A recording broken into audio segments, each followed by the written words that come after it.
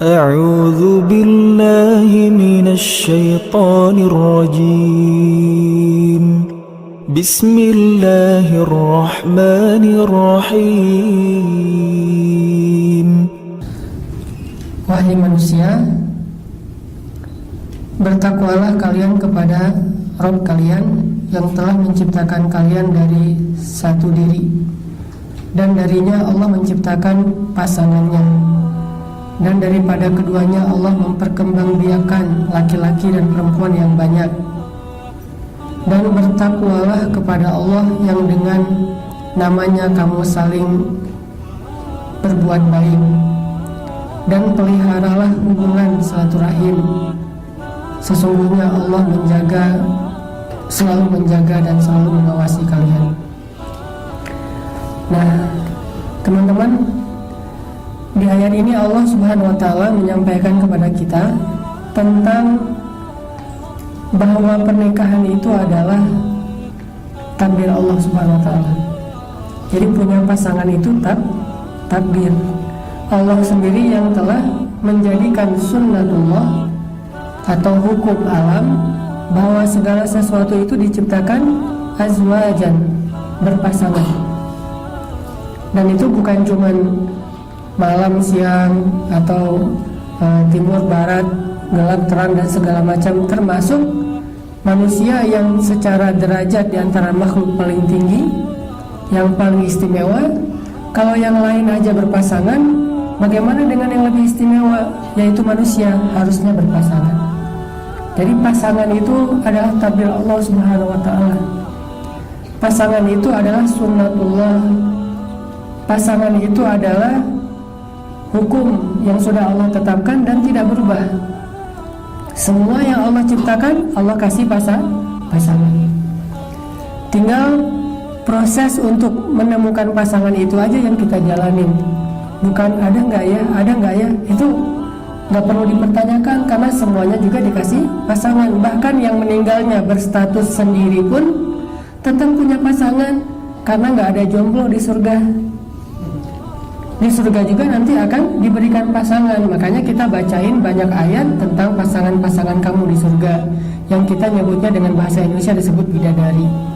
Walaupun sebetulnya bahasa Al-Quran bukan bidadari, tapi disebut dengan istri atau disebut dengan pasangan. Kadang Al-Quran nyebutnya dengan istilah istri, berarti hanya untuk perempuan. Kadang Al-Quran menyebutnya dengan istilah pasangan, berarti bisa laki-laki bisa perempuan. Yang jelas di surga itu ada pasangan, kalaupun dia meninggal dalam status masih sendiri, kalau dia udah balik. Kecuali meninggalnya belum balik. Belum balik itu berarti belum mukallaf. Kalau belum mukallaf tidak berlaku hukum-hukum syariat, tapi berlaku rahmat Allah. Kalau hukum syariat belum berlaku, kayak misalnya tidak ada kewajiban, tidak ada tanggungan, tidak ada pahala, tidak ada dosa, namanya juga belum balik, belum mukallaf. Kalau dia udah meninggal dalam status balik, maka dia mukallaf, maka Allah Subhanahu wa Ta'ala pasti memberikan jaza atau ajr, balasan. Dan salah satu di antara jaza yang Allah janjikan itu adalah pasangan. Jadi pasangan adalah hukum sunnatullah. Kalau nggak dapat di dunia, pasti dikasih di surga. Jadi nggak ada satupun hamba Allah yang mukallaf atau balik yang berstatus sendiri selama-lamanya, itu nggak ada.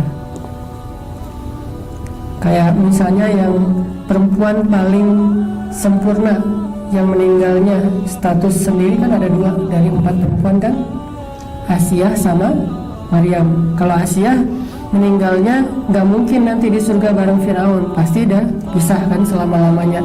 Nanti Asiyah Allah berikan pasangan, siapa? Allahu a'lam. Walaupun ada hadis dhaif adalah Rasulullah, tetapi Allahu a'lam, yang jelas dikasih pasangan. Begitu juga Maryam, perempuan Azra itu artinya perawan seumur hidup, suci. Kalau bahasa orang Inggrisnya mungkin Saint gitu ya, Saint Mary. Bahasa Arabnya Maryam al-Azra, Maryam suci. Dia tidak disentuh oleh laki-laki, bahkan yang sah sekalipun. Kalau kita periksa list kontaknya di handphone Maryam tuh, laki-laki cuma ada 2 loh. Ayahnya Imran sama pamannya Zakaria doang. Yang lain semuanya cewek. Kalau kita laki-laki semuanya cewek, yang cowok cuma ayahnya doang gitu, yang cewek misalnya atau lihat followersnya cewek semua misalnya, atau 60% cewek gitu. Sebaliknya juga gitu. Kalau Maryam list kontaknya followers yang laki-laki cuma 2, ayahnya Imran sama pamannya Zakaria. Nanti kalaupun punya anak tambah 1 followers yaitu Isa alaihissalam.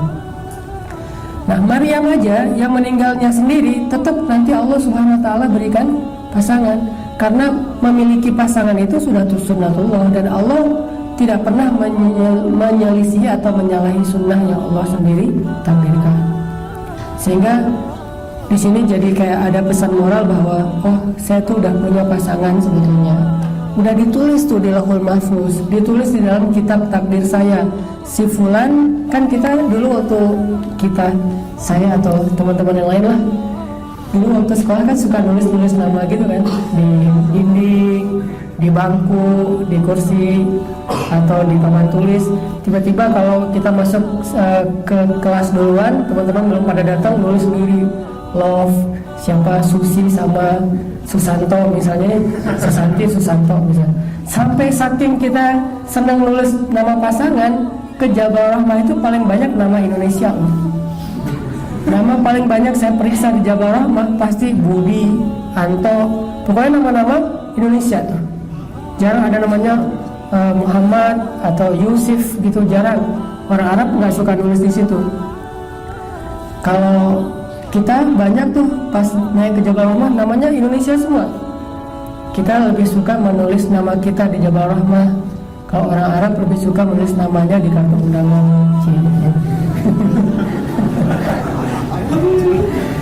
Nah, artinya kita kan nulis-nulis sendiri dengan apa? Dengan hasrat kita, dengan harapan kita, dengan nafsu kita. Kadang kalau bahasa kasarnya, sebetulnya tulisan kayak gitu tuh udah ada di Lauhul Mahfuz. Kita aja yang belum baca. Udah diukir sama Allah tulisan itu. Bukan di papan tulis kelas, bukan di bangku sekolah, bukan di dinding, bukan di tembok, bukan di buku diary, bukan di Jabal Rahmah, tapi di Lauhul Mahfuz udah ditulis namanya. Dan itu salah satu di antara ketetapan Allah yang sudah Allah tetapkan bahkan ketika Allah awal menciptakan kita. Nah, ini Allah katakan, sesungguhnya kami telah menciptakan kalian dari seseorang, yaitu Adam, lalu kami ciptakan darinya pasangan. Lalu dari pasangan itu kami perkembangbiakan laki-laki dan perempuan. Artinya terus saja hukum kayak gitu dari mulai Adam Hawa berlaku terus sampai hari kiamat. Kalau enggak, kalau sampai di stop, berarti tidak ada perkembangbiakan. Perkembangbiakan ini menunjukkan bahasa lain dari bahwa pasangan itu akan terus ada sepanjang kehidupan di dunia. Sehingga kita tidak perlu khawatir ketukar. Ini yang bisa bikin kita kadang-kadang ikhtiarnya ya, apa ikhtiarnya? Usahanya kadang-kadang suka salah gara-gara kita nggak yakin dengan poin ini nih. Kalau kita yakin sama poin ini, pasti ikhtiar kita akan lebih terjaga, nggak akan sampai break the line. Kenapa orang melanggar syariat dalam mencari rezeki yang halal? Karena dia nggak yakin kalau rezeki itu di tangan Allah. Kalau dia yakin rezeki itu di tangan Allah, ngapain dia harus melanggar? Allah kan tetap ngasih tanpa harus melanggar. Justru gara-gara kita melanggar, Allah nanti akan memutarbalikkan sesuatu yang baik yang harusnya jadi jatah kita jadi sebuah musibah. Nah, ada orang yang melanggar ikhtiar yang halal dalam mencari rezeki, itu pasti penyebabnya karena dia nggak yakin rezeki itu Allah yang kasih, ada di tangan Allah, Allah yang menjamin. Makanya dia ketika ngerasa kayak nggak ada harapan, kayak banyak kesulitan, dia pun mencampakkan batasan-batasan agama Allah dan mencari sesuatu yang menurut logika dia akan bisa dia dapetin, walaupun itu melanggar. Begitu juga jodoh. Kalau orang melanggar, kalau orang khawatir sampai nanti kalau keduluan orang lain, nanti kalau misalnya ternyata jadian sama si dia atau siapa misalnya, sehingga kita menggunakan cara-cara yang tidak Allah ridhoi. Salah satu caranya adalah main belakang. Main belakangnya menggunakan sihir atau dukun segala macam. Nah, ini berarti kita nggak yakin dengan takdir Allah bahwa pasangan itu udah ditulis sama Allah. Kalau waktu kecil dulu suka kayak ngitung-ngitung gitu, nama dia hurufnya berapa, terus nama kita kalau nggak nyambung dipaksa-paksain, ujung-ujungnya nyambung aja pokoknya, gimana caranya. Ini pemaksaan takdir. Pernah nggak sih dulu nulis nama di papan tulis atau hitung-hitung angka atau huruf gitu? Saya dulu pernah dan nggak ada yang berhasil. Yang ditulis waktu masa-masa SMP, SMA gitu nggak ada yang berhasil. Ternyata semua ramalan, semua logika, semua hitung-hitungan itu nggak ngaruh, termasuk kayak horoskop. Kita, oh ini zodiak dia apa, dia sionya apa, terus apa baca setiap hari, setiap minggu. Oh minggu ini lo mending nggak usah datang ke rumah dia daripada ramai gitu. Justru ramainya gara-gara nggak datang misalnya. Atau ada aja terus dicoba diramal. Oh minggu ini bakalan bahagia, ada kejutan datang dalam kehidupan kamu soal masalah percintaan. Kalau baca kayak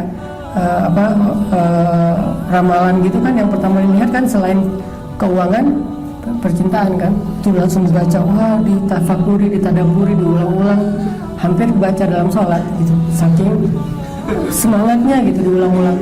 Quran susah dihafal, kalau itu hafal banget. Nah ini berarti kita nggak yakin bahwa pasangan kita itu udah ditulis di papan tulis takdir di Lauhul Mahfuz, udah ditulis, nggak akan ketukar. La ilaha illallah Muhammadun Rasulullah alaihi salatullah wa alihi wal ahibba. La ilaha illallah.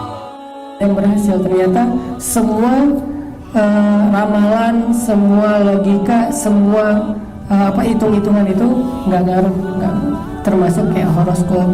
Kita, oh ini zodiak dia apa, dia sionya apa, terus apa baca setiap hari, setiap minggu. Oh minggu ini lo mending nggak usah datang ke rumah dia daripada ramai gitu. Justru ramainya gara-gara nggak datang misalnya. Atau ada aja terus dicoba diramal. Oh minggu ini bakalan bahagia, ada kejutan datang dalam kehidupan kamu soal masalah percintaan. Kalau baca kayak